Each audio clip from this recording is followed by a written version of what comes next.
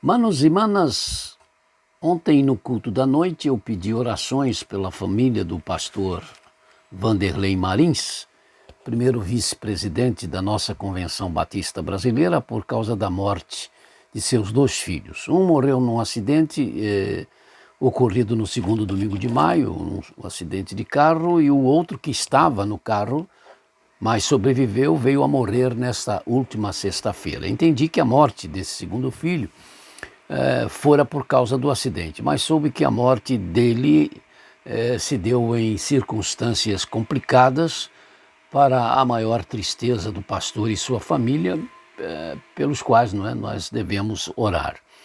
Minha prima Ivani deu entrada no hospital por causa da Covid-19 e continua internada há mais de 60 dias. E o seu estado, depois de algumas melhoras, voltou a piorar. Juntemos as nossas orações em seu favor. Nos grupos da nossa igreja, no WhatsApp, nós temos uma pesquisa acerca do nosso culto de oração que foi preparada pela nossa irmã Aline, da nossa comissão de eleição da diretoria e de acompanhamento de membros. É de grande importância, meu irmão e minha irmã, que você responda a esta pesquisa, mesmo que você não frequente o culto de oração. Nós precisamos muito saber o que podemos fazer, o que devemos fazer em termos de culto de oração, ouvindo aquilo que você pensa, ouvindo o que você acha, e ali nesse questionário tem todas as opções, eu creio, possíveis para que a gente possa ser ajudado por você neste aspecto.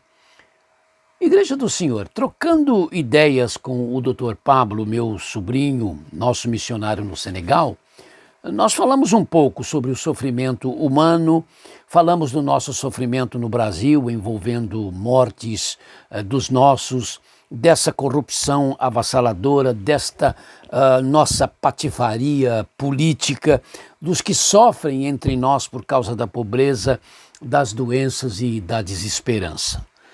Ele nos contou um pouco dos sofrimentos do povo senegalês, em meio ao qual, por exemplo, a palavra emprego, que praticamente não existe, porque não existem empregos naquele país. Ele comentou sobre as doenças que se agravavam e que estão se agravando pela falta de recursos, das UTIs nos hospitais que não passam de salas isoladas com um colchãozinho duro, com um ou outro aparelho, algo completamente distante das nossas UTIs, dos nossos hospitais mesmo, os mais simples. E então manifestou ele a preocupação dele e dos médicos do país que estão vendo com muita preocupação e ansiedade o aumento preocupante da Covid-19, porque há alguns poucos meses, se o número era de 84 óbitos, ontem já era de 1.220 óbitos. E aí falamos também dos nossos sofrimentos como povo de Deus, como servos do Senhor Jesus. Afinal, meus amados e amadas, também somos atingidos pelas enfermidades, pela violência que nos cerca, pela perseguição física em vários lugares do mundo e pela perseguição psicológica em países como o Canadá, o Brasil e os Estados Unidos. Falamos da agressão moral, nos obrigando a achar certo em termos de relacionamentos o que está errado. Isto bem mais no Brasil do que no Senegal. Falo do que está nos sendo imposto com a mudança de costumes que nos afetam e muito mais as nossas crianças, mudanças em relação ao que estamos ficando sem direito de protestar. Então nós falamos também do nosso óbvio, da nossa convicção de que a nossa esperança em Cristo nos ajuda a compreender por que é que nós, povo de Deus, também sofremos e que isto é inevitável. Primeiro porque o receber o senhorio de Jesus Cristo, à luz do que ele fez por nós na cruz do Calvário, não pode mesmo nos impedir de sermos vítimas dos fatos ao redor que atingem as pessoas sem Cristo, ou essas pessoas se interessariam por Jesus apenas para se verem livres dos sofrimentos humanos, e isso não mudaria a situação do mundo, porque as pessoas não se chegariam a Cristo por amor a Ele, em gratidão ao que Ele fez na cruz, e o amor de Cristo não lhes constrangeria a serem, então, o que precisam ser, novas criaturas. Em segundo lugar, porque se como salvos e salvas em Cristo fôssemos poupados dos sofrimentos comuns aos seres humanos, iríamos nos apegar por demais a esta terra atual e não estaríamos fazendo como um Abraão, que diante da promessa de um lugar terrestre, que ele sabia receberia como uma terra boa, de leite e mel, no entanto, a Bíblia diz que ele esperava a cidade cujos fundamentos, da qual o artífice e construtor era Deus. Hebreus capítulo 11, versículo 10. Precisamos nos conscientizar de que o nosso paraíso não pode ser aqui. Sem nunca nos esquecermos que o Senhor levou na cruz os seus sofrimentos, de forma a entender os nossos sofrimentos, de forma a entender que nesse sentido é que os sofrimentos não são maiores do que a nossa resistência, nem maiores do que o consolo, do que o conforto e do que a ação de Deus em nossas vidas, porque lhe pertencemos. Mas não quer dizer que não passemos pelos mesmos, que não tenhamos que enfrentá-los. Precisamos ter na mente que naqueles momentos nos quais, por exemplo, os nossos cultos terminam como se nós estivéssemos no céu, que são momentos para dizermos, meu Deus, se isto parece o céu, imagine como não será o céu de verdade, como não serão os novos céus e a nova terra. Precisamos ter na mente que naqueles momentos, quando reunidos com os nossos familiares ou amigos, nós rimos e brincamos com os nossos casos e causos e nos sentimos felizes e que esses momentos são então para pensarmos se esta comunhão entre parentes ou amigos já é algo tão bom. Imagine como não será a nossa reunião como irmãos em Cristo, como salvos nos novos céus e na nova terra.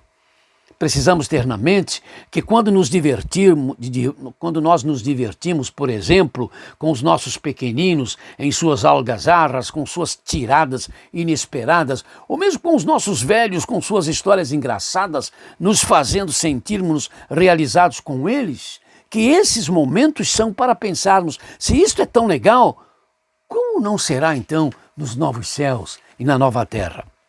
Numa vila do interior alemão, paramos, certa feita, viajando pela Europa, eu tive a oportunidade de parar e sair do carro, não sou eu, mas a Eleni, a André e a Ana Luísa, nós estávamos viajando juntos, para pisarmos na neve e tocarmos na neve. O lugar era um esplendor de branco puro e iluminados, as casas pareciam bolos confeitados, e eu pensei naquele momento, meu Deus, se isto é lindo, como não é lindo o céu?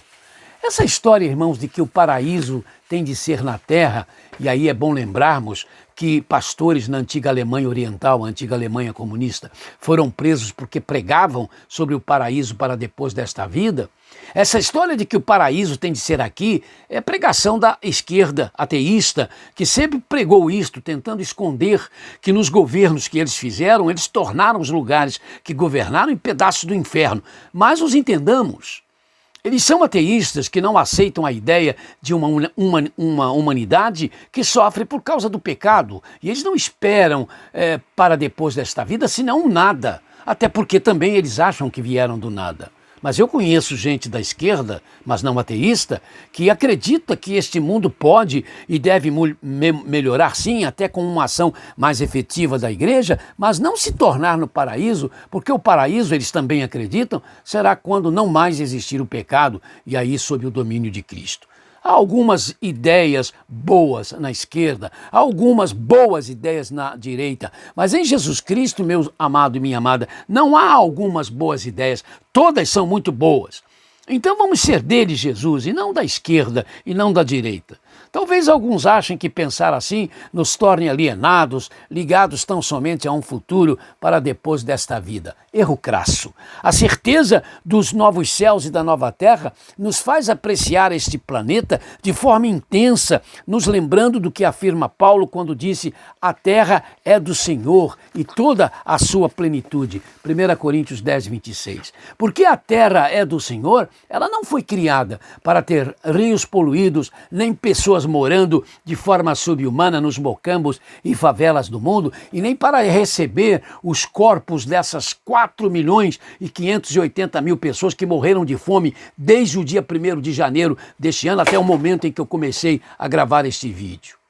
É a partir desta terra que é do Senhor que sempre temos a oportunidade de perceber quão bom será viver numa terra sem maldades, sem dor, sem doença alguma, sem morte, aonde o amor na sua expressão mais completa, perfeita e eterna, será em Jesus Cristo a razão de vivermos para sempre e para sempre mais. Mas enquanto vivemos este ainda não, esta certeza, esta convicção, a de que viveremos numa terra sem maldades, sem dor, sem doença alguma, sem morte, nos fará entender que mesmo que sejam imensas as ondas do mar da vida, nos trazendo seus horrores e dores, nos fazendo viver perplexidades e necessidades, verdadeiras vagas furiosas caindo sobre nossos frágeis barcos, elas não nos impedirão de sentirmos que em Jesus Cristo, por causa dele,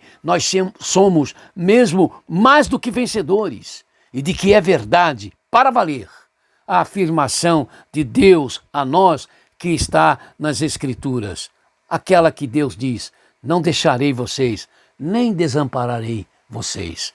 Hebreus 13, verso 5. Que Deus nos dê um fim de noite abençoado na sua presença e uma semana também de graça para sermos abençoadores por causa de Jesus Cristo, nosso Senhor.